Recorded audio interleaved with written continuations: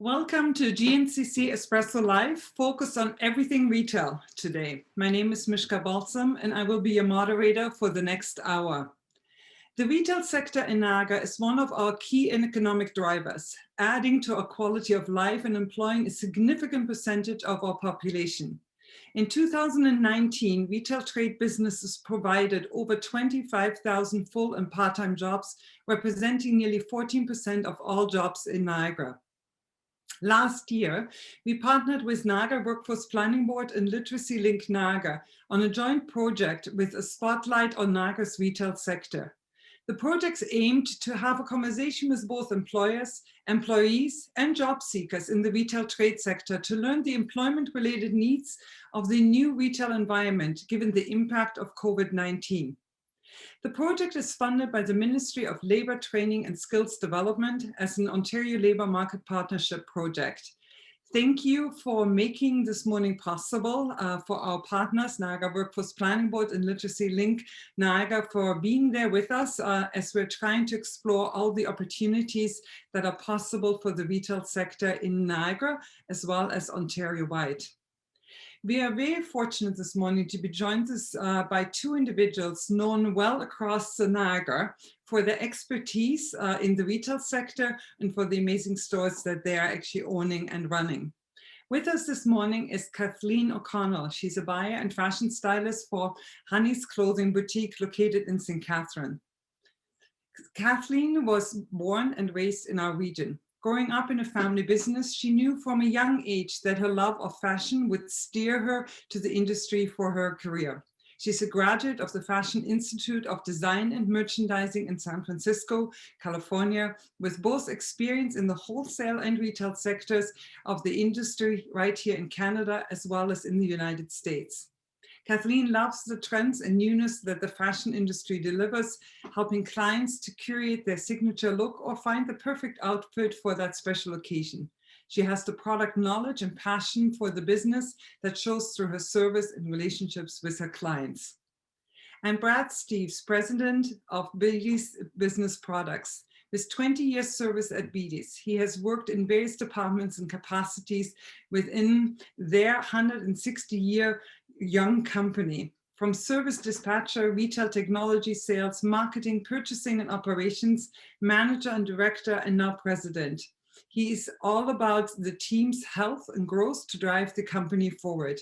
Beatties is known for giving back to the community and actively participating in the community and making us all better. Both of you, thank you for being with us this morning. This, just to talk a little bit about the format, we are really encouraging an interactive format here. Participants, thank you, and all attendees. You are currently on mute. You have two options to take part in the dialogue. The first one is a hand symbol that you might see and find directly beside your name on the right-hand side of your screen.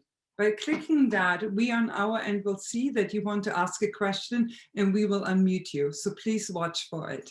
And the second option that is there is called a chat. It's a field where you can type in a question. We can see it and we'll do our best to get to all of the questions that we hope actually will take place this morning in this extensive dialogue that we're going to have. We have promoted this webinar over the last couple of weeks, and a number of questions have come to us via email, social media, and other forms. And we are committed to getting to them all, and we're going to start out with them. So, Brad and Kathleen, I hope you're ready. This week, 1 year ago, Canada's first COVID-19 patient was admitted to a hospital in Ontario. And this was the beginning of an unprecedented change for the retail industry and for all of us. One of the questions that has come forward to us actually a number of times from different people is the question, how has COVID-19 impacted your businesses? And what do you see, or what can you see as being kind of the broader implications of it? And looking at you, Brad, do you want to go first? And then we're passing it over to Kathleen. Just saying, like, give us a glimpse of what the last 12 months have looked like for you. In the beginning, it was unprecedented time. Nobody knew really what the business sector was going to look like, but immediately we felt a decline in sales and revenue. We had to make some business adjustments with some staff layoffs. A lot of our customers had closed their administrative offices and moved to working from home. Had to make changes in operations, our marketing and strategic initiatives. We were experiencing supply chain disruptions, and we noticed an immediate shift in consumer product and service needs. That's kind of the scope that we immediately faced. Yeah, it must have been tough, actually, overall. Because we spoke early on, like in March, I think there was this level of shock that everyone felt. There was almost a sense of, this is surreal, and no sense on when this was going to be ending or what the next day looked like. And I can remember so vividly that we held our last in-person event in March of last year. It was International Women's Day. We had 700 people coming together for the event. That was held on a Friday. And by Tuesday of the following week, we closed our office. And I remember that and have been working remotely ever since then. And I remember how each and every day the decisions changed. Sometimes you made a decision at 9 o'clock and it was different at 12 o'clock, and it was completely different the next day again. It was such an uncertain environment. Kathleen, for the last 12 months, what has it looked like for you? Hi, thank you, Mishka, and thank you again for having us today. I'm glad that I got to join Brad in this conversation as well. So basically, just with the shutdown, decreased traffic, obviously in the store because we were shut down, the need for clothing has really changed. There's no travel, no special occasions, no dining. Everyday social activities have almost become insignificant. So the move to more comfort, casual clothing has become very prominent, and it changed the way in which we needed to reach our customer through our online presence. So we launched our Shopify website and we dove right into our social media outlets. Therefore, this forced us to focus on our online presence to attract new customers, as well as a great tool to reach existing customers. And this is something that we have talked about for a long time, but COVID really forced us to dive right into this. Yeah, actually, and I think this is something that we hear from a lot of retailers, a lot of businesses, that their whole digital strategy had to pivot during this period of time because it was their only way to reach their customers, and it was a new way at the same time.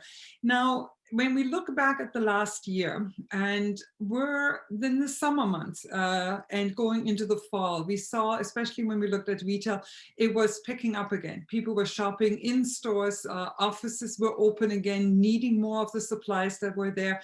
Did you see a difference? So if you look at the 12 months period, there were the first 3 months, did the summer and fall kind of make up for some of the losses again? And now we're in another shutdown. Brad, do you want to take us maybe through the cycle of that 12 months period? Absolutely. With retail, a lot of our retail business is about 60% of it is small business shopping at our retail location, our business accounts. So our mix of the consumer is a little bit different. When the first lockdown happened, we actually had to close our retail store. That was the requirement, which really forced us to look at how we were going to service our customers. That was one of our primary concerns. So being known as B2B primarily and delivering to businesses, we had to focus on our delivery system to homes when the work from home movement went. When we transitioned later on and were able to open the retail store, we were doing well. Traffic was good, surprisingly considering, but business had to continue. So we were fortunate to have our clients shopping with us, but everything did change. We had to implement physical distancing decals on the floor. We had to put in plexiglass barriers at the cash. We had to elevate the sanitation and cleanliness within the store, and it was definitely a different outlook than it was. Now, transitioning back to the lockdown, we're back to curbside offering and home delivery as well as business delivery. So it has been a constant shift depending on where we stand with what color zone we're in or with the lockdown. But we've been fortunate that our consumers have been very understanding of the process. So. Yeah, I actually, and I think you're touching some really interesting things, because one of the challenges that we've heard from employers is adjusting to these rapid changes that are coming in place. And those health measures, much needed health measures, they're critical at this period of time, but the adjustment of it. So Brad, when you take a look at your team and you take a look at your role, how has that changed? Who's taken on some of those measures? Because even we, like as a chamber, we're a small organization for 8 employees, and then we have a high number of volunteers and others that are helping us out. But it was very interesting for us to review our health and safety measures that we had to keep everyone updated. We opened our offices for a period of time in the fall again. We had to put measurements in place, how many people could be at the office. But it really puts your team and everyone into very different roles. Did you experience the same? Yes, very much so. Especially when you said in the beginning, everything was changing very quickly. You make a decision at 9 o'clock, you may have to make another decision at 11 o'clock. Fortunately, with our team and our structure within our business, our senior leadership team was literally meeting 4 or 5 times a day, working with our health and safety committee, working with our middle management team. The key was the flow of communication, but we didn't have a lot of answers. The government was issuing these bold statements with untimely direction as to how to proceed. With our health and safety programs being in place, we just took our best initiatives, played everything safe, and looked at a priority of our team safety being number one. What protocols could we put in place to protect them? What PPE could we give them to protect them? And then secondly, second priority was our customers, just making sure we were able to service them to the best of the ability that we could, adapt to what their needs and their changes were. And we just, HR and our director of finance were all over the government websites trying to get the information. The chamber was very good at providing that information when it became available. So we looked at those resources as well. So it changed everybody a little bit. We had some staff that we had to put on layoff and take care of them and make sure financially they were taken care of as we went through things. So everybody took a little bit extra on, but I think as everybody kind of felt safe that we implemented those measures and we were taking their health and safety into concern, everybody was fine to take a little bit extra on, knowing what we were going through. But communication was key. Yeah, I think that was the same. And one of the things that we've heard from many of our members is that I think everyone always appreciates the HR expertise that is there, but I think we have never valued it more because there were so many related questions to that aspect specifically.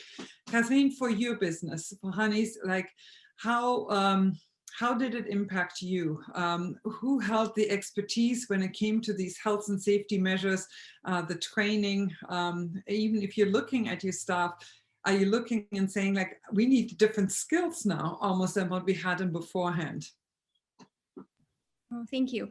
Well, you know what we do? We have a really small team here at Honey's, and we have it's a family-run business. So we are family, and then we have a staff member who's been with us for a long time. So she's like family. So we're so lucky that we're actually all on the same page. So we were the way that we kind of went at it is we took all the government guidelines and we kind of kicked it up a notch. We were we're erring on the side of caution.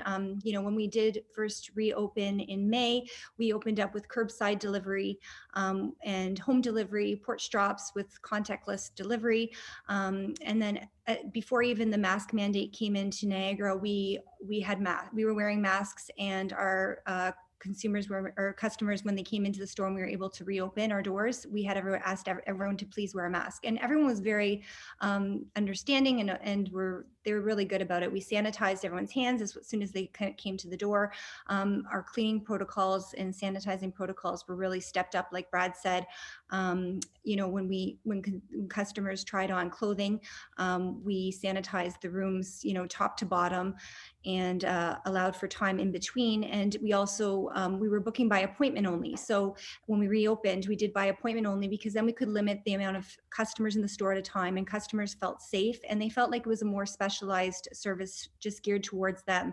And we would also ask them, you know, what are you looking for? So we would have, you know, if somebody wanted a few sweaters and a couple pairs of jeans or whatever they were looking for, we would have those garments in their size picked out. So it was kind of a great in and out service that people could get that social contact, but we're physical distancing, and we were able to do it very safely. And yes, with all the implementation of the floor markers and the plexiglass, and just, yeah, it's very different. But I think that customers felt very safe when they were in our store, and they really praised us and thanked us for going the extra mile to make them feel safe. And we're really lucky that everyone has been awesome. So. Yeah. But I guess the answer is, I guess it's been a team effort, but we've got a small team and we're all on the same page. And like Brad said, communication is key. And, you know, we were able to do so. And, you know, things are always changing. So with you know, like you said, in the morning, it could be one thing, and by the afternoon, it's something different. So we just have to keep on top of everything and put those things in place. If you objectively would look at it and saying at the resources that have been put in place by mainly the provincial and federal governments, if you take a look at the subsidies that have been offered, have they helped you out? We often are being asked by people, we often have businesses who come forward and saying, like, we need more support in this area, less support here.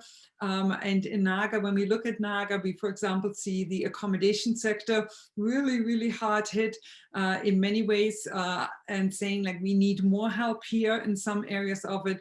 When you do take a look at it from your perspective and saying, here's what has been offered to us to help us out, to put the measures in place, help us out to maybe expand our digital footprint that we've had, helped us out with wage subsidies or rent subsidies or others. Has there been enough to help you out? Has it been sufficient? Can we move forward? Or are there things where you're saying we need more help here? And those could be grants, those could be other things like that. Kathleen, do you want to take it first? Sure. So as far as the government grants go, we've been able to take advantage of some of the government grants, as well as the wage subsidy and the rent subsidy. But again, some of them we were not able to, because as we were still operating, we kind of weren't, we were still doing a bit of business, so we weren't able to take advantage of some of those. But I think what was brought to my attention, John, I'm going to give him props because he's been taking care of all that. But he did say that if they could make it easier for businesses to apply, because it's quite difficult to go through all of the rigmarole. So, but I want to say the GNCC has done a great job in keeping all the small businesses up to date with your daily briefings and your daily emails. It's been really, really helpful, just so we know as things change and as things come in. I was very lucky when my projects was, I took part in the Shop Here program. So that helped us to launch our Shopify website. And I highly recommend it to any businesses small businesses out there that do qualify for it. It was very easy to apply. And I found that it really helped us launch our online presence, and it was a really great program. And they also, there was a team that was a follow-up program to the Shop Here called the Future Proof. And what they did is they helped you in marketing strategies. So highly recommend it. That it's a great grant out there, that if you do qualify for it, please take advantage of it, because it really helps you to launch your online platform. That's really good to hear, because that has been such a good critical tool to businesses, especially, Kathleen, in your specific sector, in your industry, of actually connecting with consumers and new consumers, and in different ways at the same time. Brad, what about you? Did you find that the government programs were sufficient, or are you saying, like, no, we needed more here, or there are things that maybe we could have done better? In the beginning, it was very difficult to step our way through what was actually being offered. So being a little bit larger of a business, we found some of the subsidies we weren't actually applicable for. But what we did find that we were able to take to utilize was the SUs and the CERB. I think the biggest one for us was we had to look at our expenses and try and minimize those because of the immediate and instant decline. And I'm very fortunate that we had the ability to retain our staff. We have a great team. And I think the biggest was to alleviate that immediate expense, being able to take advantage of those programs that they were financially taken care of, that, you know, and the extension of that all the way through, because we didn't know how long this was going to last. We're constantly evaluating, do we bring people back? You know, what does that cost to the company? And with those extensions, we're able to ride the storm a little bit longer, pick up the pieces a little bit quicker than where we were. We've been fortunate towards the later part of 2020 and going into 2021 that business has been picking up, where initially we were down as low as about 50% of sales and revenue. And that ramped up throughout the summer and is continuing to ramp up. And so the other programs as business ramp up were not applicable for anymore. But I'm happy that those are there for those that have to take advantage of it. I think our biggest one that we're still taking advantage of now is the coverage of our employees while they're on layoff, because we don't want to lose good people, and we don't want those people to move on. We want to be able to have them back on our team soon. Yeah, and actually, Brad, we hear this the same from other retailers and other employers, saying like they really are working hard. It's struggling. Sales are down in some sectors. They're picking up or making up in other seasons then for it again. But how do we keep the employees that we have, the ones that we value, that we want to move forward with? And so in many cases, I think the wage subsidy has helped many people there, and even transitioning. And those ones that maybe are on a temporary layoff, being in touch with them. We actually held earlier this week a webinar just on that particular topic. There was a lot of interest in it. Is how do we engage it? Because many of our colleagues might be working virtually now, and we have less staff in, we're building our teams differently, but we want to come back together and still have a strong team moving forward. And that's a real critical one. Let me get to one of the questions that has been asked, and this is, has come forward from Mark, who works with the AOS group.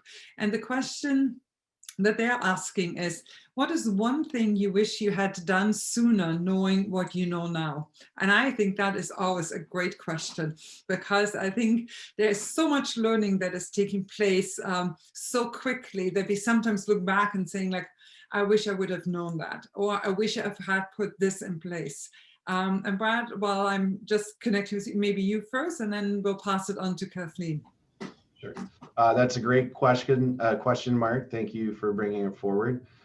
I'm going to touch base on one element that I think we did well, and if we didn't do it initially, I think that this is the one thing I would go back and change, or would have liked to have known about beforehand. We were fortunate with some of our product offering coming from overseas. We started to see supply chain disruptions as early as January. And when we got together and we started looking at our suppliers and talking with our vendors, we immediately were informed of what was happening over there and how that was going to affect everything over here. So when we looked at servicing our customers, we had to make some pretty quick decisions on forecasting and bulking up the inventory to be able to service our customers, because with the shutdowns in China and manufacturing for up to 30 days, there's 30 days of production that is not coming through.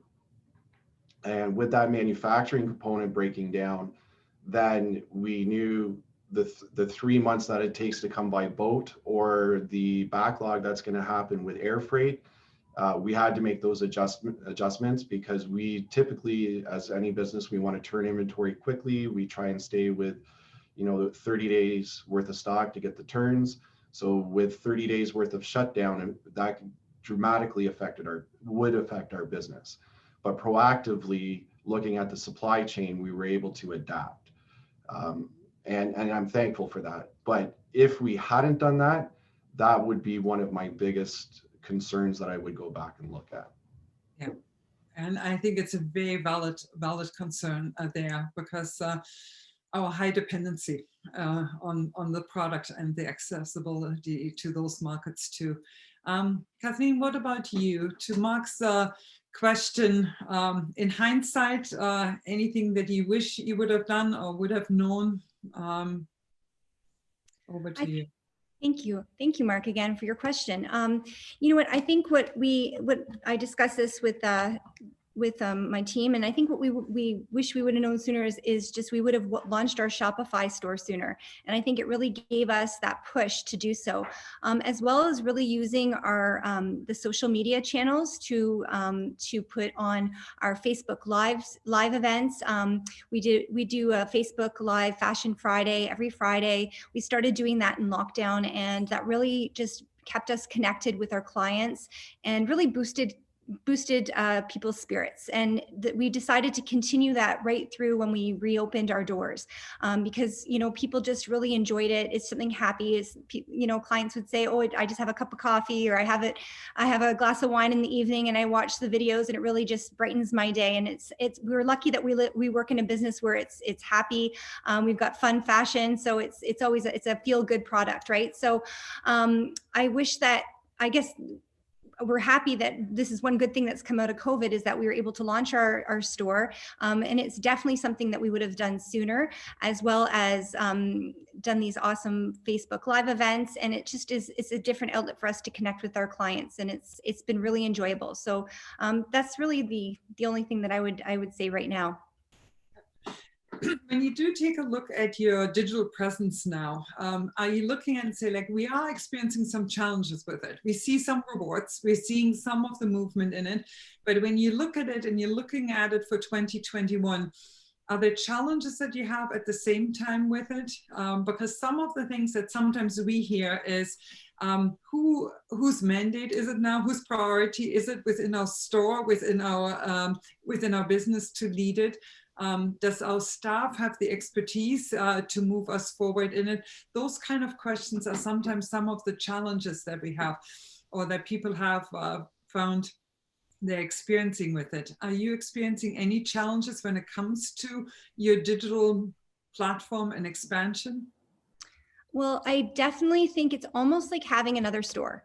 So because our software that we currently have is not compatible with our Shopify. So I don't know if that's something that we're going to look at in the future, but it's kind of like you're managing your online store, and it's every single product you're uploading, you have to do a description, you have to get all the right information. And because it's such a new world for me, I'm learning as I go along too as well. So it is definitely a totally different world. It's different than your bricks and mortar, and but it's been a great tool for us to reach clients that are out of the area. For instance, we had some European sales over the holidays that we were mailing items to Europe. So, like we wouldn't have normally had those sales if we didn't have our online presence. But it's definitely a whole other animal, I guess I should say. So we just have to, it's okay. We're up for the challenge. You know what? It's moving forward, and we just have to be patient. And I think we're all learning in this together. So I always say, I'm taking Dr. Fauci's advice on this. If I don't know the answer, I'm going to pause and I'm going to research it. But yeah, so I think we're just all learning, and it's one day at a time. And it's not easy. You don't get, your sales aren't like this overnight. But I think it's a work in progress. And as I think too, I felt we launched in the summer. So we had kind of our sale product from spring, summer on our site that we started with. And then we loaded onto our fall and went forward in the fall season. So now as fall is dwindling down, we're going to continue on for spring 21. So I think that as we gain momentum and get more products and new products in, and I think it's just going to only get better. No, makes sense. I think, Kathleen, there's one of the questions that has come in from one of the attendees. And the question is, do you think retailers, mainly textile retailers, will have a great deal of seasonal merchandise left, and how will they deal with that? And I think that's been interesting because I even remember, I think it was in after the springtime of 2020 when the stores were closed and then they opened up again.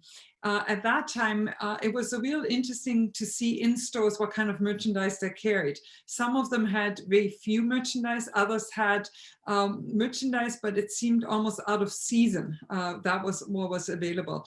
So to the question that is probably geared towards you specifically, will you have seasonal merchandise left, and how will you deal with it?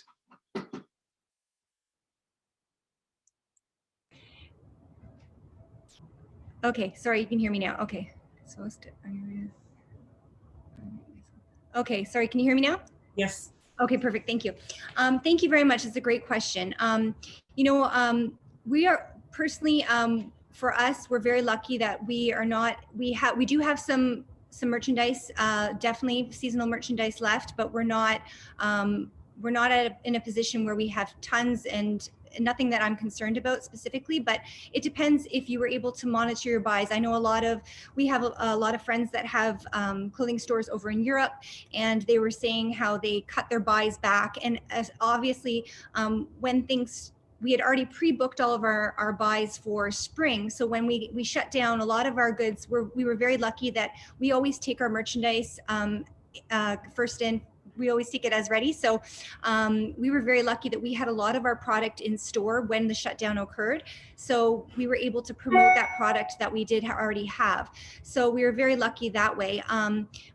So we weren't in too bad of a shape, I would say, for spring 2020. But then as we were doing our buys for fall, we knew this is going to last for a while. So we had to change the way that we were buying. Usually we would have a lot more dressier clothes for clients that are going to weddings or special occasions, or going out for dinner or traveling.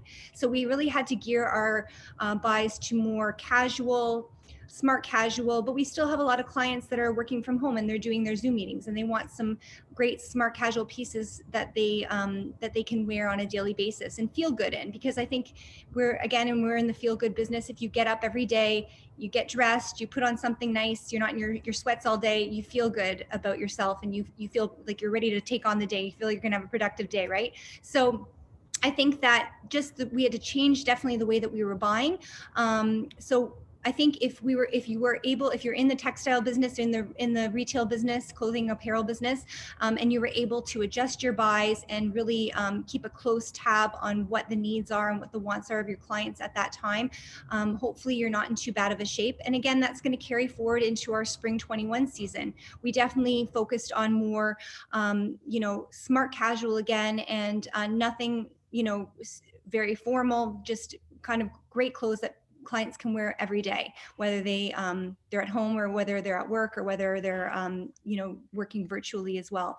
So luckily we're in a position we're okay, and I hope that a lot of people were able to have that kind of timeline in their head that 2020 is going to be a different year, and 2021 is going to be a different year as well. But we'll see. And I think that too, also because we have a lot of clothing from Europe and North America, especially our European fashions, they're always almost a year ahead of themselves. So we here, especially at Honey's, we have clothes that are timeless. We have a lot of clients that say, we've got a dress that is 10, 12 years old and I still can pull it out and wear it. So a lot of our things, they're investment clothing. So they're pieces that are not typically going to go out, next season. Yeah, and I think that's great. Thank you very much. And I think it's wonderful to see how retailers like you're adjusting to the needs that people have, and the specific wishes of what is actually required at this time. Brad, you, and this kind of links to your business as well. You had mentioned a couple of minutes ago about your supply chain. We have, as overall, as a economy, we have gotten very used to a hyper-global economy. uncertainty that is there.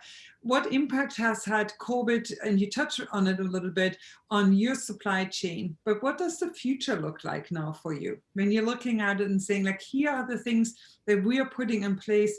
Do your suppliers change? Does your supply chain overall change? What kind of measures, when you look at 2021, 2022, are you putting in place? It's a very good question. And to Kathleen's point, we had to make adjustments, and to the viewer's question of the seasonal merchandise, when we started seeing that everything kind of changing in the February, March, typically at retail, that's when we plan our back to school shopping, our merchandise selection. So in the uncertainty how school was going to carry forward, and once March break had rolled around and schools were not returning back, we made immediate adjustments to that. Some of the product we had already started to receive, or we already placed purchase orders. So we just worked with our vendors to see, could we get extended terms? Could we cancel the order? Could we reduce quantities? In certain situations, like January is very big for us with storage products. And with the work from home movement, we saw traditional office products start to decline. Nobody needed file folders. So I think in the month of February, we sold 5 or 6 boxes where usually we would sell hundreds or thousands, right? So we definitely saw a shift in the product line. So we evaluated the product. Like, a lot of our product is not perishable, so we can carry it forward. It will eventually move. Like I said, we try to keep a tight inventory turns. So riding the inventory wasn't, the end of the world, but we definitely had to evaluate looking forward where those changes were happening. We had a huge surge in desks for home and chairs for home office, and ergonomic accessories, and webcams. You couldn't get a webcam if you tried to get a webcam anywhere. So we just looked at different partners. We looked at different sourcing. The product supply, or the needs of product, completely shifted. We were fortunate with our supply chain of the PPE equipment. We made lots of new partnerships, especially partnerships locally within the Niagara region, as well as Ontario is where we shifted to first. And those partnerships continue to grow. It was really impressive how the community, working with other chambers as well, the communication of supply chain there for different things. So we adapted. We definitely ran into a backlog of freight and things coming, components. One of our suppliers for hand sanitizer, because of the demand for it, all the ingredients to manufacture it were in high demand and short supply. Nobody foresaw this happening. So we just kept working with everybody. Supply chain is improving. There's still different product lines where manufacturers are saying Q3, Q4, 2021, we may see improvement. Some are staying not until the end of 2022. So we're trying to adapt as best as we can. A lot of the component, it seems to be component and ingredient issues when you're looking at, say, printers. Brother, unfortunately, they can't produce the components fast enough, so they've had to discontinue lines. Ink and toner from Canon HP, and Brother even as well. It's been a real challenge with plant shutdowns. Even in the Philippines, there was at the same time COVID hit, they had a massive volcano explosion, right? So it just devastated multiple, there was too much happening at once. So, but as we come forward, like our fill rates are getting better. We're seeing that. We're clearing a lot of back orders. So it's looking promising, but we're still going to feel the effects for some time. Yeah. And we hear that from other retailers as well, that specific parts, even when it comes to car repairs, when it comes to washing machine, when it comes to other things, they're missing and they can't actually access them. There's a question, Brad, it's directed probably at you. Is there a new way for people to order with your organization, and was that a hard way to implement? So I'll go back to one of your previous comments about how the digital strategy, because we were fortunate with our B2B business, we had a very robust and strong web e-commerce site. The major challenge that we faced was it was geared to business. It wasn't really geared to the retail consumer. So we were able to make some immediate small adjustments, but really our communication had to change to be focused on home delivery and curbside pickup. So we immediately started campaigns, outbound, inbound marketing campaigns, shifting and focusing on the curbside pickup, in-store shopping when that was available, but really the home delivery aspect. We also made a decision, and we were kind of the leaders on that front, where we removed our minimum delivery fee because a lot of home-based orders were smaller. We wanted to keep our drivers and keep our warehouse up and running. So we decided to move that, and then competition followed after that. But we just really looked at making it as seamless as we could for the customer. What we've decided to go forward is make some more enhancements within our e-commerce site to make the process and the overall shopping experience better for the retail consumers. So we're looking at putting in on-hand inventory by retail location, so you can see what that, and also do the reserve in store for pickup. So, or they can arrange for delivery. So we're just trying to put as many elements, make it as easy as possible for the consumer to shop. Now, when I listen to both of you and the conversations that we have with retailers across Niagara, it really makes me see how overwhelming of a year these last 12 months have been for people and individuals, because other than just running your business as it's normally you have to run it, there's all these additional changes that were and had to be put in place: health and safety, supply chain, product choices, delivery, promotion, new customers. It is extraordinary.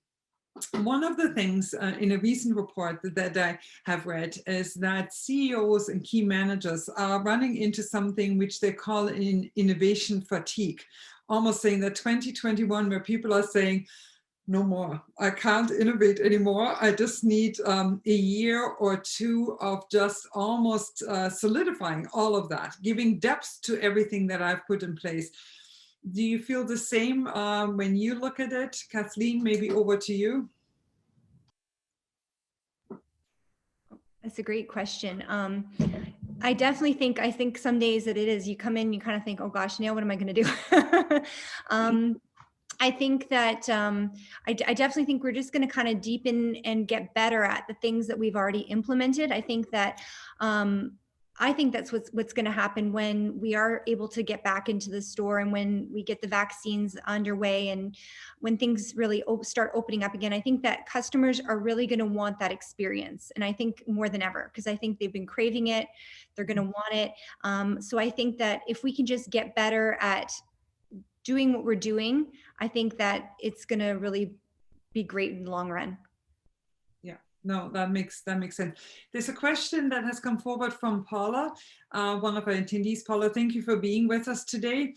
And the question they're asking is about retail in the future. Many are thinking that this will fast forward online shopping to what experts expected to be almost in 5 to 10 years down the road. Do you think that that's true, or do you believe consumers will want to be out in the community and desire those connections instead of it?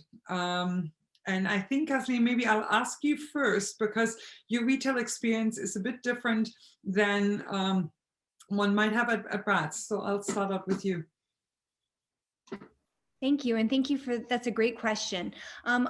Just to kind of touch on the last point that I made, I really do feel that although we've been able to still continue doing some business, whether it's online or curbside, I think that the experience is really key. So I think that consumers, especially our customer, they like to come in, they like to try on the product, they like to feel it, touch it. They want to and have the experience and have that social interaction of us helping style them as well. We know the fit, we know the product, so we can really help them and cater and curate, you know, that special look for them. So I think that it's going to be more important than ever. So I do believe that the online presence is only going to grow. I really do think that the connection with the social connection is going to be more important than ever. And I think that it's definitely going to still keep our doors open for bricks and mortar. And Brad, to you, do you think that it has kind of pivoted your business forward 5 or 10 years down the road? And how do you see it? To your point, because our retail consumer is a little bit different, I don't know if we're going to see that kind of change as to where we were 5, 10 years ago. I think our enhancements will be kind of reversing the other way, where we need to adapt our online presence to reflect that. I do, however, we still are experiencing this today during the pandemic and during the lockdown, where customers are wanting to come in and see a product and touch a product before they make the purchase. And I think that will still be relevant going forward. I can't see that going away. I think it will be a transition as time goes on, and comfort factors to bring the retail shopping somewhere back to where it was. There's definitely and I'll just, from a personal experience, I was talking to my uncle, and he hates shopping. He like grocery shopping. And when he found out about curbside pickup and he could just order online and he just shows up, they put it in his trunk, I think that element of convenience will still stay, but I hope that it still happens at a retail local level, and that, you know, curbside won't go away, but for those that actually want to come in and see a product, touch a product, see a broader selection physically, will come in and continue to shop at retail. Yeah, I see that too, actually. The other thing that we hear a lot from retail experts is that the in-store experience will change likely to what we have, that it really becomes an experience when people go into the store. So we will have like a boutique, but maybe they have a cafe there with it at the same time. You can experience the product, like in your case, Brad, like differently, where people will move you through a different experience that online can't duplicate at this point. We have another question that has come forward, and this one is from Sarah Cowder. She had texted it to us. Any advice on how to market to customers in these uncertain times? We understand online is a big one, but what are the best avenues in reaching customers? And maybe if I ask you first, Brad, and then we'll move it back to Kathleen. Yes. Because of our different portions of our business, we have some active inbound and outbound marketing campaigns on the commercial side. When it came to retail, when it came to retail, social media, we do have a good presence there. Doing print was a loss for us with flyers, with the printing company shutting down in Quebec because of their province-wide shutdown. It kind of forced us to look at other digital strategies for reaching out to consumers, so, such as Flip and Reebee, etc. One of our biggest campaigns was trying to grow our email database so that we communicating to customers that if they wanted to receive communications, flyers, promotions, etc., sign up for our email program. So there was a lot of focus to try and keep that interaction with our customer and be front and center. No, it makes sense, very much so. Kathleen, over to you, and then I have a couple of other questions that have come in, but I will try to get to all of them. But on this particular one, on reaching out and reaching consumers in new ways, Okay, sure. Yes, thank you very much. That's a great question. Well, for us, what we have found, what was new for us, we hadn't explored before are the social media videos that really helped to promote our product, especially the live videos. And so basically, yeah, through social media, through Instagram and Facebook, and as well as our e-blasts, and we're constantly keeping in touch with our clients as well, our existing loyal clientele. So we would text them, we would call them, we would email them, just on a personal level, just to check in and see how our clients are doing. It's a very personalized service here, so we know a lot of our clients are like friends. So we're very lucky. So yeah, but in order to reach new clients, definitely I feel that social media has really helped us to reach those customers for sure, especially through our live videos. Yeah. And we've had a couple of expert webinars on this particular one too, to seeing like what is the best strategy moving forward. There's different platforms to utilize and really how to match them to the customer and consumer that you're trying to reach. I want to move a little bit back to a conversation that we had early on in this webinar, and that was really about our own colleagues, our own team, our own workforce that we have. We have with us this morning Vivian Kennard, who is the CEO of the NAGA Workforce Planning Board and a partner of ours in this endeavor that we have in understanding the retail sector better. And the NAGA Workforce Planning Board often looks at what are the workforce needs today, and specifically what are some of the qualifications that you're looking forward. When we're talking about the significant number of changes that you have gone through, that your organization is going through and continuously will go through this year, what impact does it have on your workforce and the things and the skills that you're looking for and that you're trying to attract? And then secondly, how difficult is it during these times to maybe attract and connect with that new skill set that you might need? And Brad, if I could ask you maybe this question first. I wouldn't say any skill sets or anything has really changed. I think one of the biggest things we've looked at is just the comfort factor of our employees in their mental health and well-being going through this. I think everybody's experienced some level of anxiety, uncertainty through this. So really it's looking at our processes in ensuring our staff are comfortable with where they're at, looking at, we just recently did a survey, just a touch base, simple 7 questions. Are we doing things properly? Is there anything we could change? How are you feeling, type of thing. So I think internally, we're just looking at what can we put in place to really get a pulse and a heartbeat on what's happening out there at all levels throughout our company. So skill sets don't really change in what our requirements are. I think what the big change is just making sure that everybody is comfortable. We have experienced some how to word this, disinterest in certain roles where when we're hiring, people don't understand how the process works. And I'll use delivery for an example. So they don't want to be going and seeing 100 customers in a day. They don't understand. We are kind of a white glove service. So we deliver products right to somebody's desk. We stopped doing that. We're just doing right to the door or right to the dock.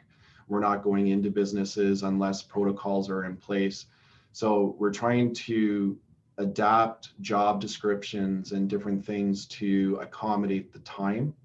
But we want to eventually, when everything gets back to normal, make sure that the understanding is that these things will go back into place. So we're kind of hiring differently with a different job description per se, but ultimately reverting back to our white glove service. So that's really probably one of the biggest changes at this time.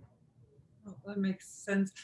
Another question that has come forward, and we have seen this, and we as a chamber have supported it, is the whole idea about shop local and the importance that people for the first time are truly understanding when I support a local store in my community, the impact that it has on the community, that it creates employment, the economic benefits that it has, and overall our overall quality of life, how it enhances it.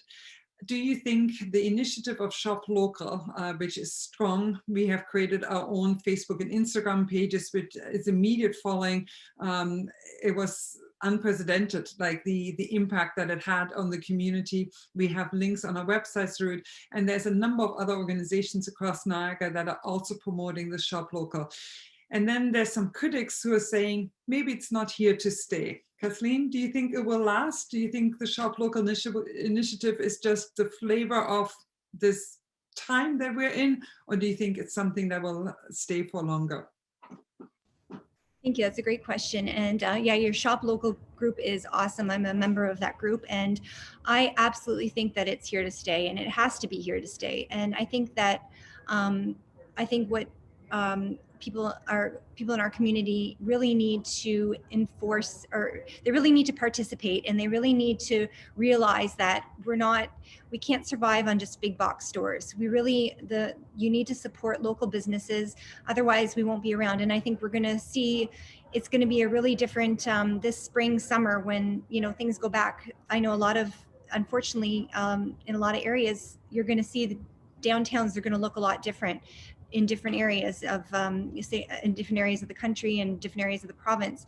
I think that it's more important than ever, and I think that it's something that after going through something like this, I think that we're kind of taking a step back, and we're really realizing it's really important to support local businesses. And I hope that it's here to stay, and I hope it's not a flavor of the month. Brad, what do you think? I agree with Kathleen. I think to a certain degree it's here to stay. I think now is the time to really push for it, especially with the borders closed and things like that. Being a border town or region, we really need to look at this. And as much as shopping local, I think we need to look at it at a bigger scope. As I was mentioning earlier, we looked at many different suppliers within. So not just kind of a retail shopping, we have to look at product and merchandise and supply chain that is also local, and interact with those new suppliers. Just, it's as simple as think about your family and where your kids work, or where nephews work, or your aunt, your uncle, look at your neighbors, look at your friends, and take advantage of where they're working and support them. Ideally, it just takes a moment, stop, think, and maybe try the little place that's been on your list for takeout food that you haven't gone to. Just anything, spread it around, help out the community. But in the end, I think a portion of it will stay. I think going forward, we have to continue to support the community, work together, stand strong together, and we'll be a better community for it. Yeah, I fully agree with both of your comments. We are fully committed towards getting the word out and talking about not just the economic benefits that it has, but also the social and community benefits that it has when we have a healthy retail community and supporting it. So I think we see a lot of it right now, also initiatives when it comes to restaurants, local wines, local beers. There's a lot of momentum of it. And I think it needs to start bridging into other industries as well and other sectors at the same time. I'm conscious of the time. We have about 2 minutes left. So I'm going to ask maybe each one of you for 30 seconds, a minute of closing comments. Brad, can I start with you? Sure. I really want to take the time to say thank you to all the attendees, and thank you to you, Mishka, and everybody at the GNCC for hosting this today. And Kathleen, thank you for being a great panelist as well. I look forward to checking out your business a little bit more, and others within the GNCC. So I really just want to close off with this Shop Local initiative. please just take the time to turn to businesses locally and give it a try. If you've never shopped with us before, if you haven't shopped with Kathleen or other members of the GNCC, take a chance. I appreciate that. Actually, Kathleen, over to you. Thank you. Thank you. And again, yes, Brad, I agree with everything that you just said. Absolutely. Again, Mishka, thank you very much. And thank you for having me as a panelist, and for my co-panelist, Brad, and for everyone for joining us this morning. This is a great conversation to have. And yes, I totally agree. Let's shop local. Let's support our community. Try out the restaurants in the retail outlets that you maybe have not tried before. We're all here to help, whether it's through curbside or online, or back when we can, or hopefully in the near future when we are able to open up our doors. I think that 2021, I think, is going to be a great year. I think it's going to be, there's a bit of uncertainty, but I think that it's going to be a positive year. Things can only get better. And I think that if we can stay positive and support one another, we really are all in this together. So we will get through it. And we look forward to connecting with each and every one of you. Thank you. Yeah. Kathleen, Brad, thank you both for being with us this morning. But more than that, thank you for the innovation that you have shown in your own retail businesses. Thank you for the passion that you have for your industry. And thank you for staying actually positive and really being a leader in that area of it. It's also best time to actually acknowledge our partners, Niagara Workforce Planning Board and LogistiLink Niagara, partners in a Ministry of Labor Training and Skills Development partnership project. Thank you for making this morning's webinar possible for all of us. We have recorded this webinar. It will be available on our website, and it will also be emailed directly to all of the attendees. So thank you very much for being with us today. If you have any questions on how to access some of the resources or subsidies that have been mentioned in this morning's dialogue, please just reach out to us at info@gncc.ca or directly to me, Mishka, at gncc.ca. We would love to help you. So thank you for being with us. Thank you for joining us. Please stay in touch, and above all, stay healthy. Thank you.